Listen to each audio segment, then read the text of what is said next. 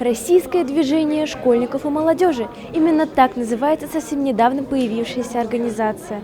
Именно в Уфе решили провести презентацию регионального отделения.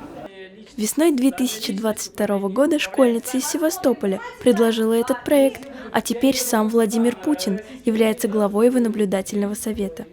Российское движение детей и молодежи Республики Башкортостан подхватили идею, и презентация прошла в молодежном пространстве Ешлек Хаус. В главном конференц-зале транслировались основные цели и задачи движения.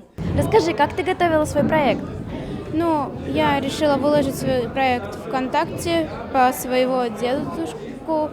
И я участвовала, потому что я участвовала на параде 9 мая, носила, можно сказать, это его портрет. Участниками движения могут стать ученики с 1 по 11 класс, а также студенты начальных курсов. Организация сплачивает все общественные объединения, такие как Российский союз молодежи, Пионеры Башкортостана, Юнармия, представители проекта «Большая перемена» и другие.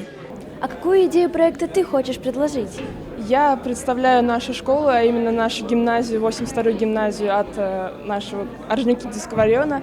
У нас есть мажоретки, которые танцуют и представляют лицо нашего общеобразовательного учреждения. И я хочу, чтобы наши девочки продвигались в дальнейшем в патриотическом плане и также в культурном.